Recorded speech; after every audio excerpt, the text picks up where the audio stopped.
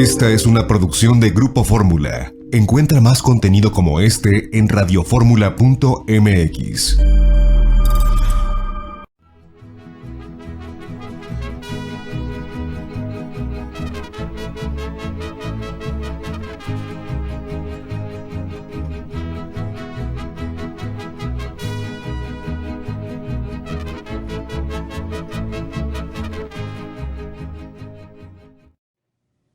Amigas y amigos, muy buenas tardes tengan todos ustedes. Los saluda con el afecto de siempre José Manuel Villalpando, aquí en una emisión más de su programa, La Historia que Quiero Vivir, que estamos transmitiendo como todos los sábados a las 4 de la tarde en puntito, a través de los micrófonos y frecuencias de Radio Fórmula, en el 103.3 de FM, en la 970 de AM, ambas emisoras aquí en la capital de la República, en un programa que se transmite a muchísimas, cada vez más ciudades de nuestro país y que incluso llega al extranjero, a los Estados Unidos de América, a Puerto Rico, a Canadá y eso sí, a todo el territorio nacional y a todo el mundo donde hay internet a través de la página www.radioformula.com.mx, que es muy fácil de localizar y sintonizar.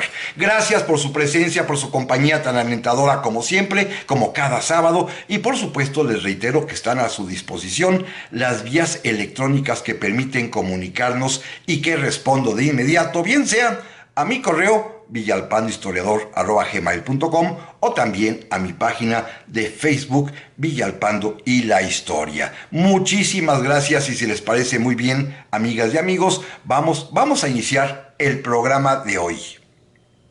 Y para esta ocasión, y quizá también la próxima semana, les propongo que recordemos la historia, la trayectoria de una parte de la administración pública que hoy se ha puesto de moda nuevamente. Me refiero a la Secretaría de la Defensa Nacional. Y más bien, ¿quiénes han sido los secretarios de la Defensa Nacional?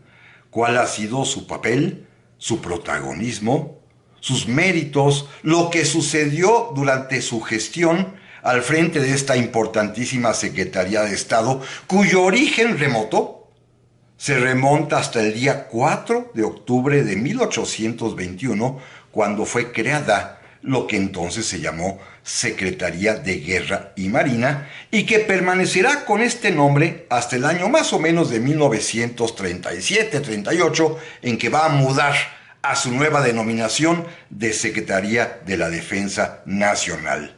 Vamos a hablar, si les parece bien, de quiénes han sido los secretarios de Estado que han ocupado esta importantísima cartera ministerial, desde los días de Iturbide hasta donde nos alcance el tiempo, en uno o dos programas, repito, no tocando el momento actual, que eso no es historia, todavía no es historia, pero sí examinando cuál ha sido la trayectoria de quienes han ocupado hasta hace poco tiempo este importantísimo cargo de secretario de la Defensa Nacional, una de las entidades de la administración pública, de las más importantes en nuestra historia, porque es la que se ha ocupado sobre todo en los años, en las décadas en que vivimos en la zozobra de la guerra permanente, ya sea con el extranjero o en las propias guerras civiles o revoluciones internas.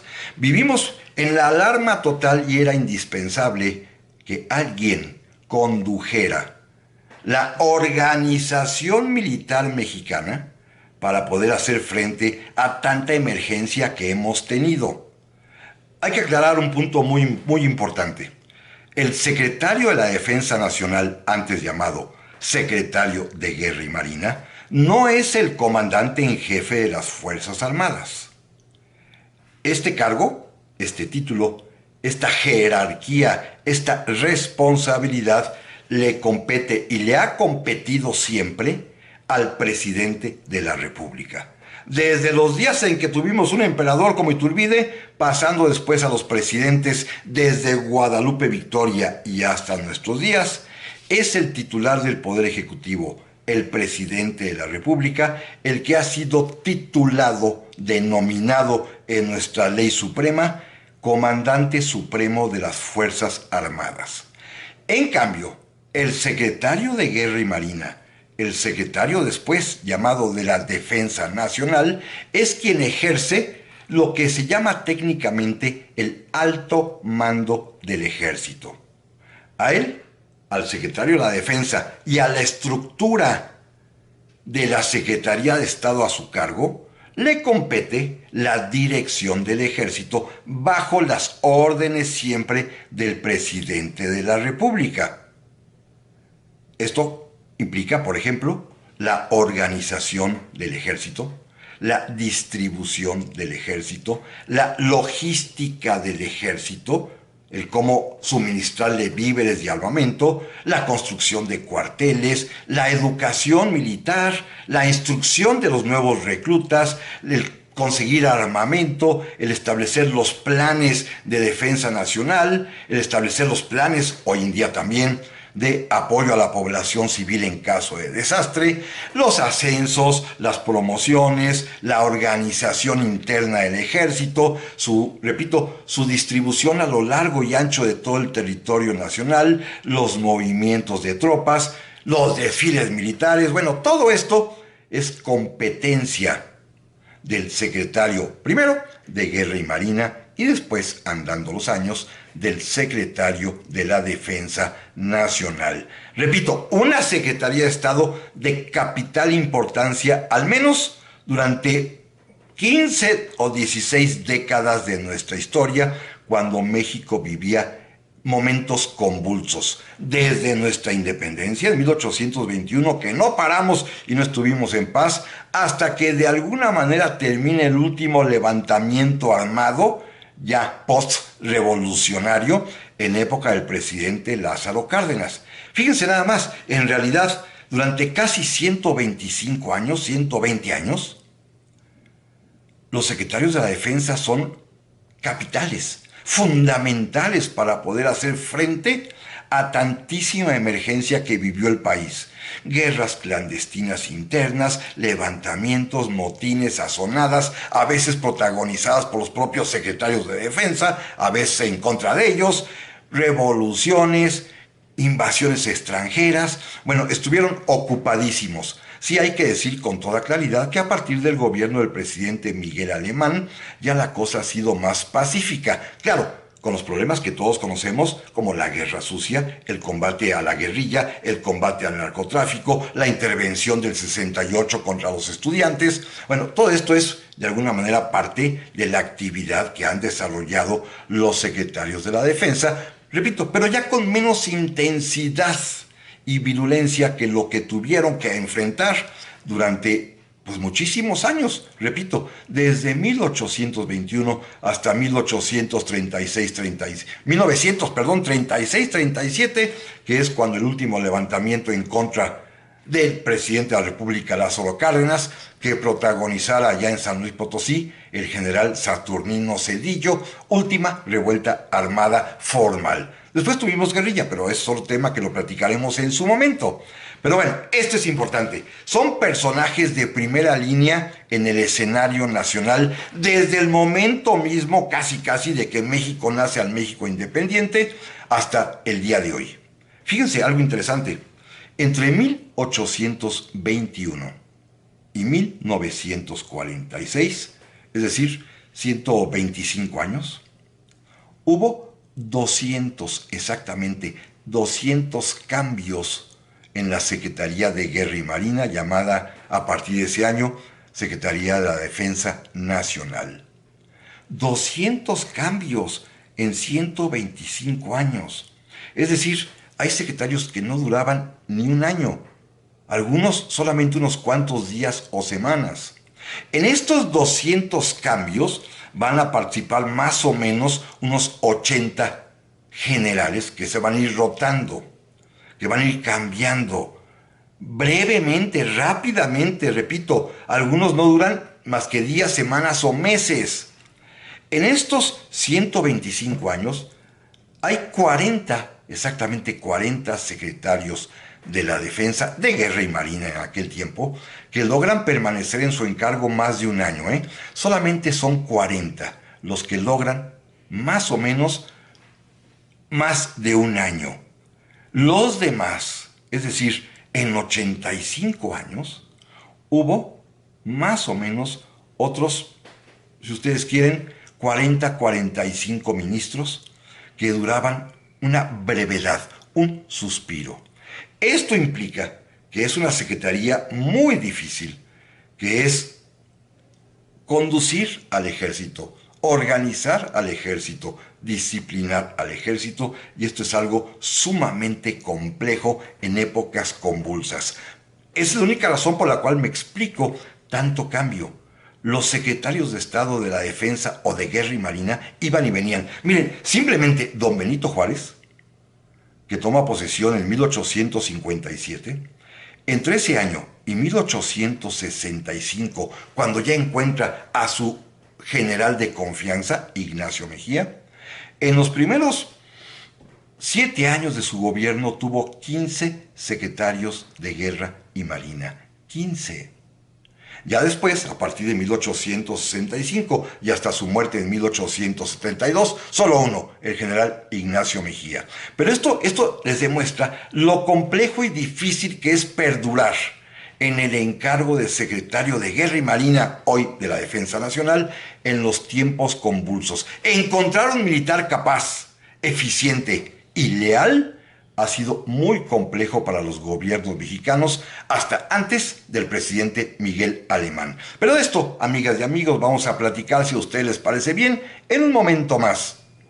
Ya estamos aquí, amigas y amigos, para el segundo bloque de este programa, en el cual vamos a platicar acerca de quiénes han sido los militares que a lo largo de la historia de México, del México independiente por supuesto, han ocupado lo que entonces se llamó la Secretaría de Guerra y Marina y que después mudaría su nombre a la Secretaría de la Defensa Nacional.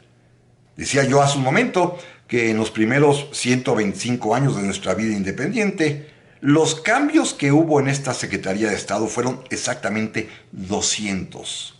Y que en esos 200 cambios, 40 personajes, 40 ministros, lograron permanecer más de un año, algunos hasta casi 2 años. El resto eran tan cambiables como si fuesen un fusible quemado literalmente, ¿eh? ¿Por qué? Porque la presión militar, el poder organizar la defensa nacional contra el extranjero, o bien contra las sublevaciones internas, implica un trabajo verdaderamente espantoso y difícil de sobrellevar, sobre todo en una época en la cual, pues, México vivió bajo el acecho de la guerra, ya sea externa o interna. Hoy, afortunadamente, los mexicanos no hemos sabido de ese tipo de situaciones de conflicto bélico, como por ejemplo se vive el día de hoy en Ucrania, porque aquí la última vez, y lo decía yo en el bloque pasado, en que hubo un levantamiento armado en contra del gobierno, ocurrió en los tiempos del presidente Lázaro Cárdenas, cuando se levantó en su contra el general Saturnino Cedillo. Pero desde ahí hasta nuestro origen como nación independiente en 1821, vivimos en el sobresalto perpetuo y por esa razón era indispensable contar con un secretario de Guerra y Marina, después llamados de la Defensa Nacional, eficiente y leal. Y fue muy difícil encontrarlos. Miren, antes de que hagamos un recorrido histórico por esta Secretaría de Estado de quienes han sido sus más destacados protagonistas, sobre todo en la primera etapa, no voy a mencionar obviamente a los 200 que he comentado, me voy a simplemente a referir a los más destacados, sobre todo en el siglo XIX. Ya en el siglo XX es distinto porque puede uno entrar con más precisión porque duraron más tiempo. Pero en el siglo XIX, pues duraban tan poquito que nada más hablaremos de uno que otro. Pero antes de eso, déjenme hacerles otra visión de lo que es la Secretaría de Guerra y Marina y de lo importante que fue en su momento. Miren, era un semillero, literalmente un semillero de presidentes de la República, ya sea que llegaran a la silla presidencial por la elección, por la importancia de su papel o hasta por los cuartelazos. Pero los secretarios de Guerra y Marina fueron, pues en mucho tiempo, durante muchísimos años, hasta que el último militar fue presidente, y me refiero a Manuel Ávila Camacho, en 1940 a 1946, antes de él, y prolongando el pasado 120 años atrás, a los secretarios de Guerra y Marina siempre se les antojó, para decirlo en palabras coloquiales, se les antojó ser presidentes. Miren, en el siglo XIX fueron presidentes de la República, después de haber sido secretarios de Guerra y Marina, varios personajes que vamos a enumerar. Manuel Gómez Pedraza fue secretario de Estado de Guerra y Marina y después presidente, como lo fue también Vicente Guerrero. Otro más, José Joaquín Herrera, Pedro María Anaya, Valentín Canalizo, Mariano Paredes y Arrillaga, Mariano Arista, Ignacio Comonfort y Manuel González. Todos ellos fueron secretarios de Estado del despacho, como se decía, de Guerra y Marina, y todos ellos aspiraron y llegaron a la silla presidencial. Algunos, repito, por la vía electoral, otros por la vía del cuartelazo, faltaba más.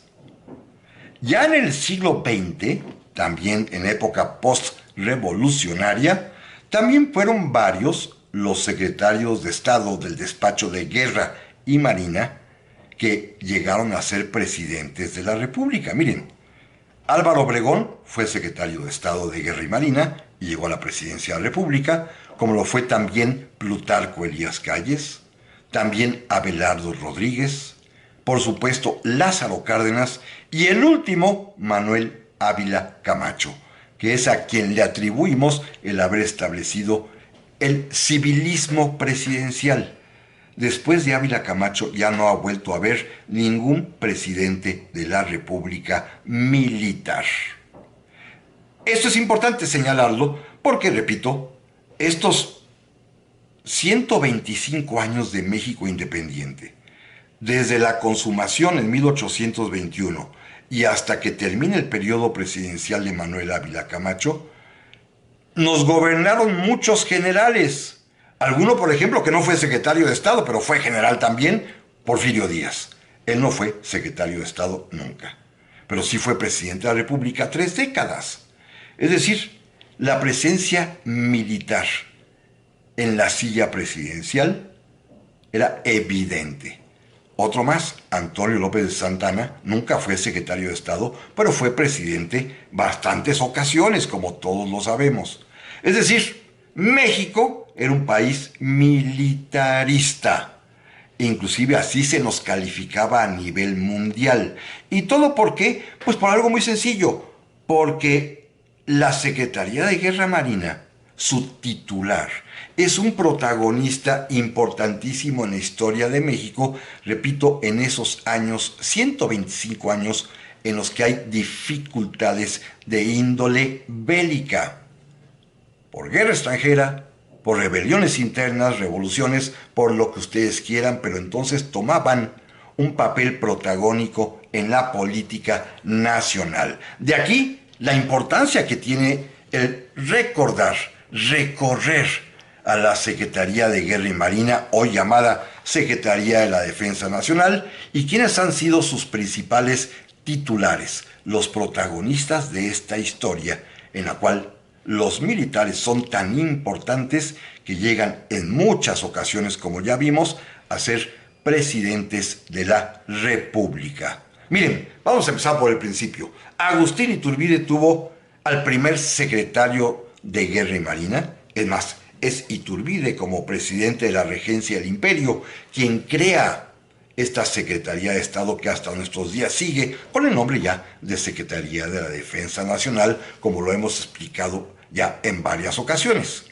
El primer secretario pasa en realidad desapercibido y solamente lo menciono por la curiosidad de ser quien por primera vez ocupó este sillón en el gabinete de Iturbide. Me refiero a un oficial de Marina, era marino, Antonio Medina.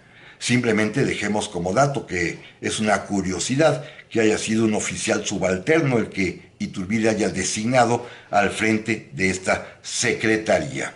Pero en cambio ya el presidente Guadalupe Victoria va a tener varios secretarios, solamente quiero destacar a uno, y me refiero al general Manuel Gómez Pedraza, que sabemos después será presidente de la República. Pero simplemente quiero referirme a un hecho muy curioso. Manuel Gómez Pedraza es un antiguo oficial realista. Realista, ¿eh? Y Guadalupe Victoria, el presidente, su comandante supremo, es un antiguo oficial insurgente. Claro, todos se habían reunificado bajo la sombra protectora del ejército trigarante, pero no deja de ser curioso que esta reconciliación llegara a tan alto grado que el propio Victoria nombrara como secretario de Estado a un antiguo enemigo suyo, porque además Manuel Gómez Pedraza tenía en su expediente una manchita que mucha gente le recordaba, y es que había sido parte, no el directamente ejecutor, pero sí parte de el grupo militar realista que había puesto preso a José María Morelos y Pavón. Entonces tenía esa mácula que, sin embargo, evidentemente Victoria, un antiguo hombre del ejército de Morelos, le perdonó y pues le permitió continuar su carrera militar, llegando inclusive a ser secretario de Estado del Despacho de Guerra y Marina, Manuel Gómez Pedraza. Otro presidente, para no detenerme mucho, Anastasio Bustamante, tuvo como secretario de Guerra y Marina a un coronel. Aquí sí fue muy peculiar, José Antonio Facio, un coronel. Habiendo generales que podían desempeñar esta Secretaría de Estado, prefirió a un coronel oscuro, antiguo realista, medio turbio, y pues resultó ser todo un pillo, malandrín, asesino. Él es el quien negocia y consigue y logra ejecutar la ejecución de Vicente Guerrero. Este es el secretario de Estado de Guerra y Marina de Anastasio Bustamante, que se llama José Antonio Facio. Desaparecerá para siempre de nuestra historia. Otro presidente más que su estancia en el poder dura, como todos sabemos, una veintena de años, desde 1833 hasta 1854-55, que deja por última vez la presidencia de la República, es Antonio López de Santa Anna. Militar también. Él nunca va a ser secretario de Estado, pero sin embargo en estos 20 años va a tener constantemente, con algunos cambios que va y viene, o se va de incapacidad por enfermedad, o regresa, o se va de viaje, va a tener permanentemente, casi siempre como secretario de Guerra y Marina, a un militar muy importante en aquellos años, que se llama José María Tornel y Mendívil. Un hombre importantísimo porque es además el gran maestre de las logias masónicas escocesas, y es un personaje político de primera importancia en el México de aquel tiempo. Pero antes de irnos al corte, como siempre lo hacemos, miren, esta historia de los gabinetes presidenciales, de quienes han sido los hombres y las mujeres ya desde hace muchos años para acá, que han ocupado los puestos en el gabinete de cualquier Secretaría de Estado, porque esta es una historia interesantísima de cómo ha evolucionado la administración pública en México. Lo pueden encontrar en una colección que publicaría en su momento precisamente el Instituto Nacional de Administración Pública, en el cual aparecen los listados completos de quiénes han sido los secretarios de Estado a lo largo de toda la historia de México, desde el momento mismo que nos convertimos en una nación independiente y soberana. El INAP, como se le llama también, tiene esta colección fantástica de la administración pública en México, los gabinetes 1821 hasta nuestros días, y que pueden ustedes ahí encontrar, ya sea por alfabético o ya sea por Secretaría de Estado, todos las personas, los nombres de quienes han ocupado una secretaría en nuestro México. Esa es una historia interesante, porque se observan entonces las repeticiones, las afinidades, cuando van, cuando regresan, cuando se mueren también, por supuesto, aquí aparece. Se trata pues de la historia de la administración pública a través de quienes han integrado los gabinetes presidenciales, desde los días de Iturbide hasta nuestros tiempos. Creo que la última edición incluye también ya a los secretarios y secretarias de Estado de Enrique Peña Nieto. Pero ahora sí, amigas y amigos, si les parece bien, volvemos en un momentito más. Ya estamos aquí, amigas y amigos, para el tercer bloque de este programa, en el cual estamos haciendo un recuento rapidísimo de quiénes han sido los secretarios Hoy diríamos de la Defensa Nacional, antes de la Secretaría de Guerra y Marina en la historia de México. Del México independiente, por supuesto, sobre todo porque hoy se ha puesto, insisto, de moda hablar nuevamente de la Secretaría de la Defensa Nacional y de el secretario de la Defensa Nacional.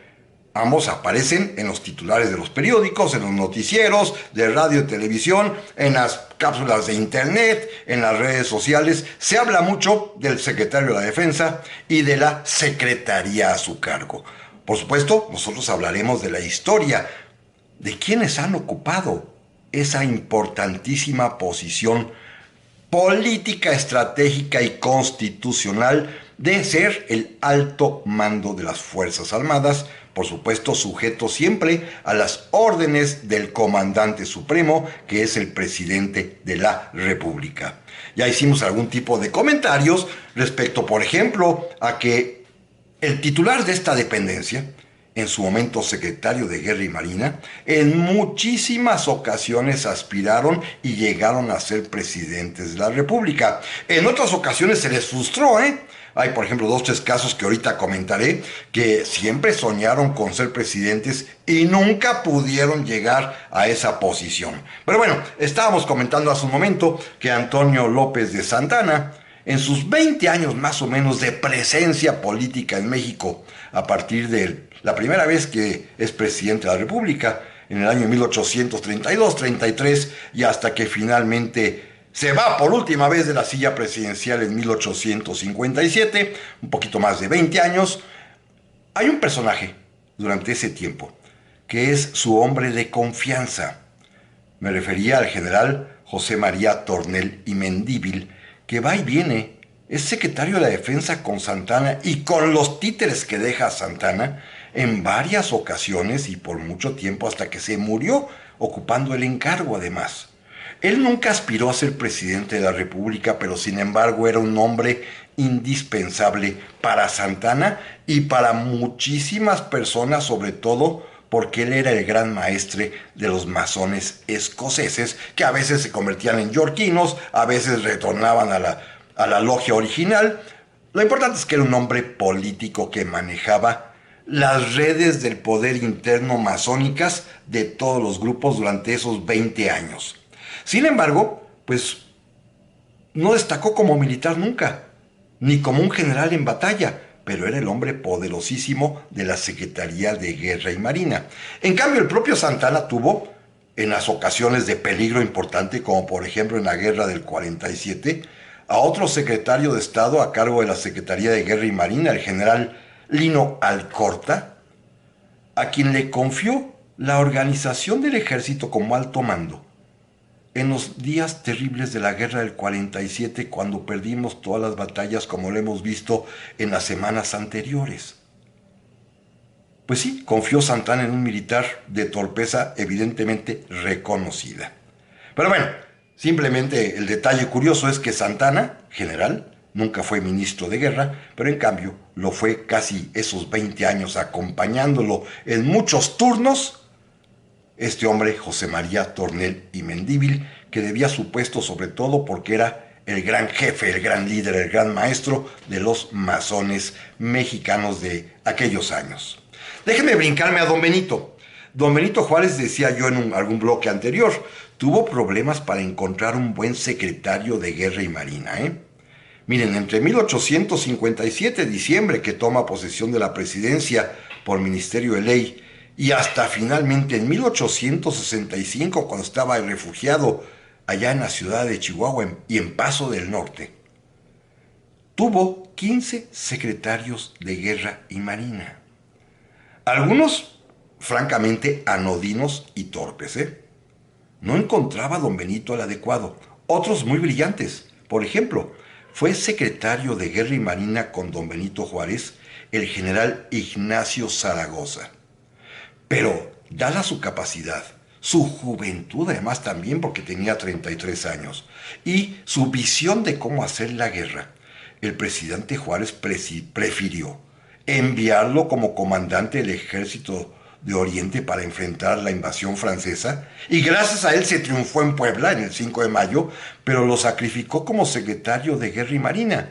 Repito, no encontraba quién sería el capaz de cumplir la meta esencial, el objetivo fundamental de esa Secretaría de Estado, que es organizar al ejército, tenerlo adiestrado, tenerlo abastecido, tenerlo distribuido a lo largo del país y coordinar las acciones para hacer frente al enemigo. Le fue muy difícil a Benito Juárez hasta que un paisano suyo, el general Ignacio Mejía, se va a convertir en secretario de Guerra y Marina, va a ser efectivo, va a poder, pues, entenderse muy bien con don Benito, y él va a permanecer desde 1865 hasta la muerte de Juárez y aún buena parte del gobierno del presidente Sebastián Lerdo de Tejada.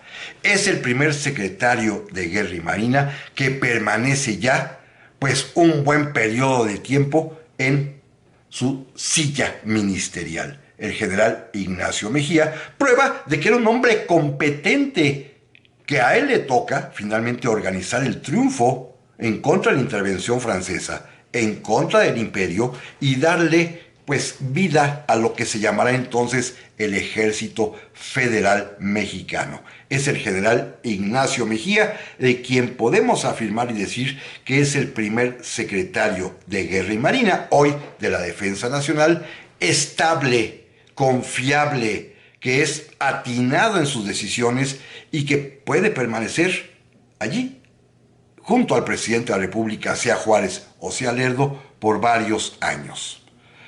Vamos a dar el brinco.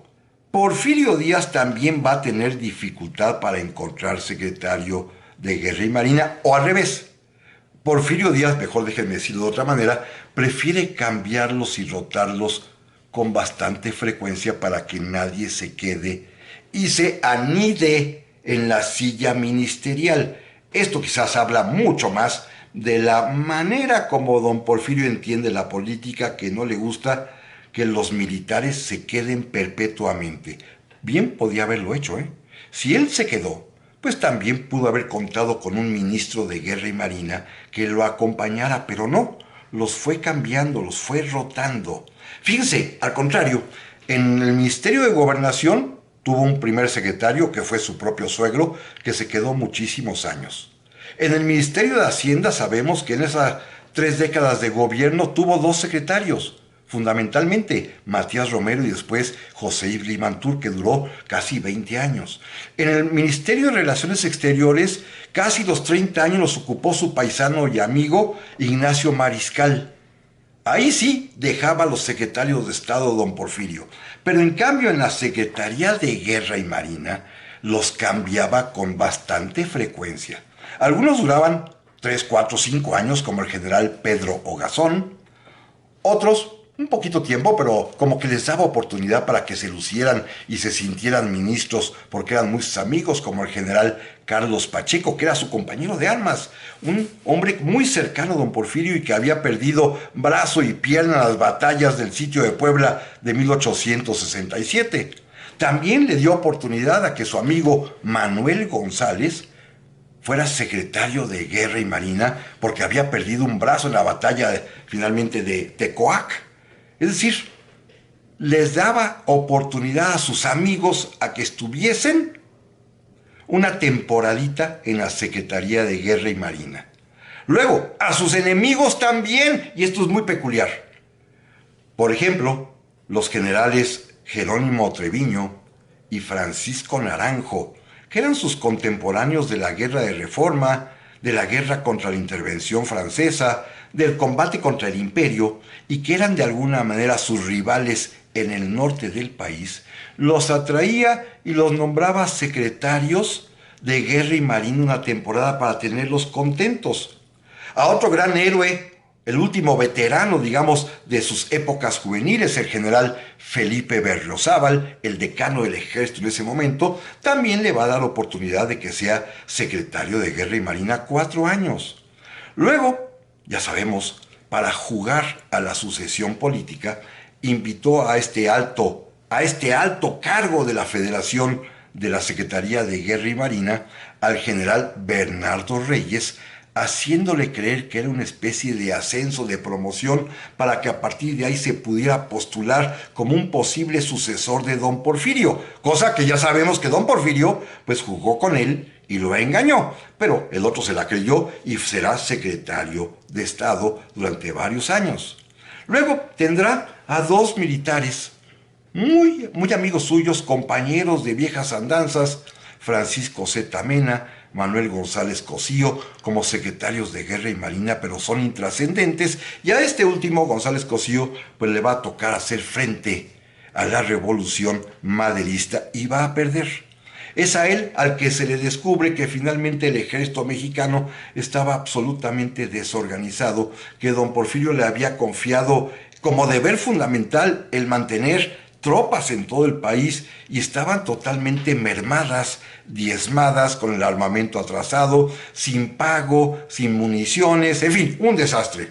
El presidente Madero más adelante va a tener que confiar en los mismos militares que heredó del régimen porfiriano, y así tendrá fundamentalmente como secretario de Estado de Guerra y Marina a dos militares interesantes, pero de los cuales, amigas y amigos, si a ustedes les parece bien, vamos a platicar en unos momentos más. Ya estamos aquí, amigas y amigos, para el cuarto y último programa de esta semana.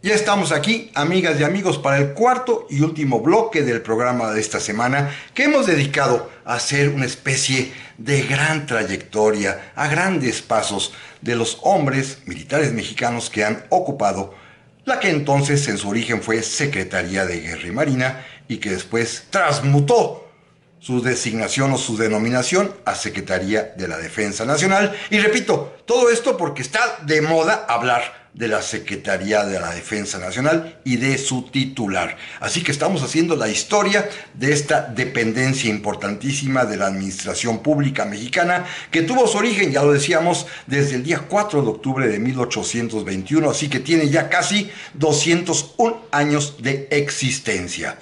Nos hemos dedicado en este primer programa a examinar, a recordar en realidad, de manera muy breve, muy rápida, a los principales titulares de esta dependencia, particularmente en el siglo XIX, donde decía yo al principio del programa, ha habido 200 cambios casi en 125 años de vida institucional de esta dependencia.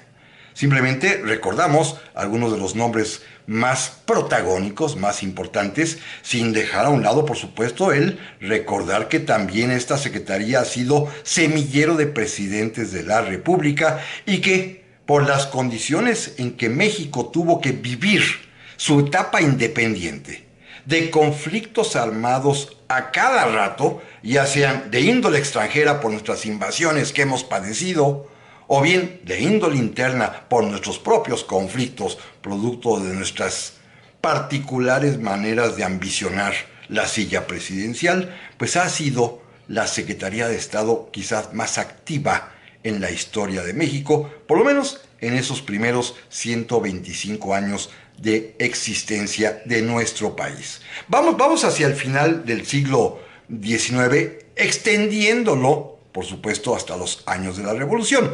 100 años más o menos de historia, desde 1821 hasta 1921 más o menos, que es donde quiero dejar el programa el día de hoy para hacer una serie de consideraciones importantes ante ustedes. Simplemente decíamos hace un momento, en el bloque anterior, que don Porfirio, que era un mago de la política, tuvo varios secretarios de Guerra y Marina, en algunas ocasiones privilegiando a sus amigos y compadres. Compadre fue, por supuesto, Carlos Pacheco. Compadre fue, naturalmente, Manuel González. Amigos fue Pedro Ogazón, pero también en ocasiones le otorgaba la silla a sus enemigos, políticos, por supuesto, disciplinados, pero a los que quería tener cerca controlándolos, como los generales Jacinto Treviño y Jerónimo Treviño, y Francisco Naranjo. A ellos los quería tener controladitos y cerquita, o en ocasiones, así con muy mala, disposición a propósito para quemarlos, a sus posibles rivales políticos como el general Bernardo Reyes. A ellos les permitía sentarse en la silla del alto mando del ejército, la Secretaría de Guerra y Marina. Cuando llega la revolución y cuando toma posesión de la presidencia de la República Francisco Ignacio Madero, va a tener que recurrir a los secretarios del antiguo régimen, los militares porfiristas que se habían quedado por el cambio institucional, acatando lo que ordena la Constitución de la lealtad al presidente de la República, y ocuparon la Secretaría de Guerra y Marina, primero el general González Salas, que tuvo un fin terrible porque perdió una batalla en plena Revolución Mexicana, ya con Madero, en contra de los orozquistas, en la batalla de Rellano, y tuvo que suicidarse, y después será suplido por el general Ángel García Peña, que será de alguna manera lo suficientemente dúctil para permitir el ascenso de Victoriano Huerta, naturalmente, y la caída y muerte de Madero sin que el secretario de Guerra y Marina García Peña metiera ni las manos. De alguna manera, con el propio Victoriano Huerta como presidente y como secretarios de Guerra y Marina de él, el general Manuel Mondragón y el general Aureliano Blanquet, con eso terminaría ese primer siglo de vida mexicana. La semana que entra, si Dios lo permite, vamos a platicar de los titulares de esta misma Secretaría de Guerra y Marina y después ya convertida en Secretaría de la Defensa Nacional del siglo XX hasta nuestros días, es decir, otros 100 años. Pero déjenme hacer una pequeña digresión importantísima en este tema de nuestro ejército y de su alto mando, que es el secretario entonces de Guerra y Marina, hoy de la Defensa Nacional. Nuestra historia es muy singular, nuestra historia de México narrada desde el oficialismo. Miren, hemos incluso olvidado que el ejército mexicano es en realidad uno solo desde que se funda. Son mexicanos en armas que están dispuestos con disciplina, con preparación, a dar su vida por la patria, acatando las órdenes del presidente de la República, que es el comandante supremo. Pero nuestra historia la hemos dividido en segmentos, la historia militar, porque no sé si les da vergüenza o no, pero hay muchos políticos que olvidan, por ejemplo, que el ejército mexicano se inició formalmente el día 24 de febrero de 1821 con el Plan de Iguala, cuando nace el ejército trigarante, que será el ejército mexicano que exista hasta el año de 1867, cuando el presidente Juárez lo disuelve y crea el Ejército Federal Mexicano, que estará vigente hasta 1917, cuando se disuelve y se crea el Ejército Nacional Mexicano. Ha habido 3 etapas muy claras en nuestras Fuerzas Armadas del México independiente, pero nos da por olvidarlo. Fíjense, en algún libro oficial, editado hace unos pocos años en el INERM, ahí se habla del ejército mexicano virreinal, del ejército azteca, por supuesto. Se brincan la parte del ejército trigarante porque dicen que fue de traidores de Santana, y vuelve a aparecer la narración a partir de el ejército de la Reforma y de Benito Juárez. En otras publicaciones les da por el contrario, desaparecen todo lo anterior y piensan que el ejército mexicano se funda a partir del año de 1913 con el Plan de Guadalupe, encabezado por don Venustiano Carranza. Y lo anterior, no hay ejército. Sin embargo, la propia tradición militar mexicana, lo que se les enseña, por ejemplo, a los cadetes del colegio militar, es que sí hay una continuidad de actos heroicos, pero políticamente no conviene. Y esto me llama mucho la atención, porque hemos dividido al ejército en 3 sectores. Al parecer 2 de ellos son malos o fueron malos en algún momento, buenos en otro. Por ejemplo, ese ejército trigarante es bueno cuando consuma la independencia, es malo cuando protagoniza muchísimos golpes de Estado a lo largo de la primera mitad de aquella primera centuria de México independiente, es por supuesto heroico cuando se bate contra los norteamericanos y perdemos, pero como es el ejército que empleó Santana para combatir a los liberales, es también un ejército malvado. Entonces, bueno, o es malvado o es patriota. Luego, el Ejército Federal Mexicano se viste de gloria porque es el que combate a la intervención francesa y al imperio de Maximiliano, pero luego se va a convertir en el malvado y terrible de la historia porque es el mismo ejército que don Porfirio emplea para la represión y luego para tratar de sofocar la Revolución Mexicana. Y luego finalmente, la tercera etapa pues es el Ejército Mexicano actual, llamémoslo así, que en 1913 se establece con el Plan de Guadalupe, como decía yo hace un momento, y que de alguna manera tiene continuidad hasta nuestros días, en el cual además hay dos etapas muy claras. La primera etapa, cuando sobreviven todavía los viejos revolucionarios y que permanecen inclusive en los altos mandos hasta la época más o menos de Gustavo Díaz Ordaz y de Luis Echeverría, y una segunda etapa ya más moderna de institucionalidad clarísima a partir de esos años de los 70 del siglo pasado hasta nuestro tiempo, 50 años en que los militares han estado literalmente en la vida institucional, en el marco legal. Así que bueno, es una historia compleja. Debo decirles que no hay muchos libros, más bien, no hay ningún libro que explique la orgánica y la política del ejército mexicano en su primera centuria. En cambio, sí hay varios que explican y que analizan y examinan la actuación del ejército mexicano en el siglo XX. Eso sí, ha habido muchísimos intelectuales y escritores e historiadores que se han dedicado a estudiar al ejército mexicano contemporáneo, de 100 años para acá. Los primeros 100 años pasan literalmente desapercibidos. Les confieso que a mí a veces se me antoja ponerme a escribir de estos temas, pero bueno, lo que no me da es tiempo y pues si Dios me presta vida, algún día podré hacerlo. Pero bueno, lo importante es una figura protagónica el secretario de Guerra y Marina, después convertido en secretario de la Defensa Nacional. Protagónica en ese periodo de 1821 hasta 1946, en donde inclusive, ya mencioné, hay muchos presidentes de la República que son militares y la gran mayoría de ellos que fueron en un momento previo secretarios de Guerra y Marina.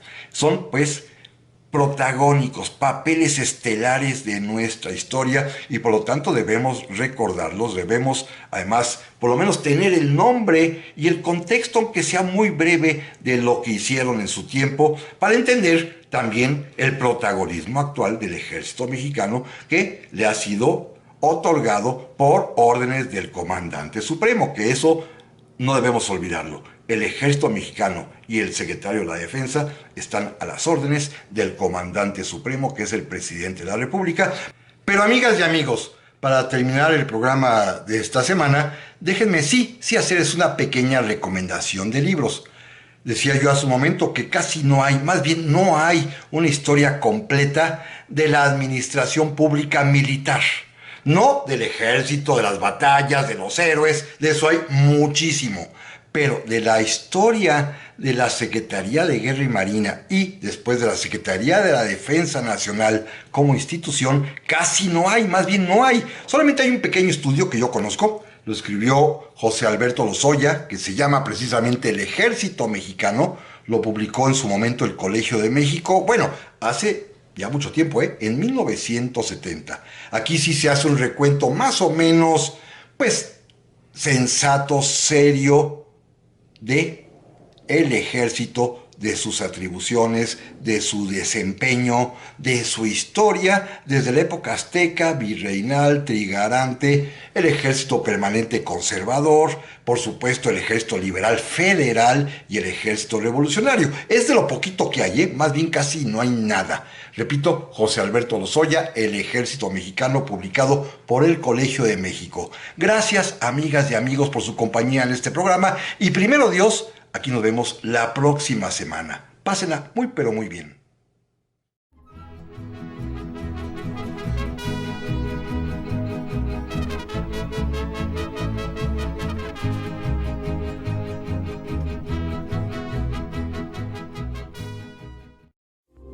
Esta fue una producción de Grupo Fórmula. Encuentra más contenido como este en radioformula.mx.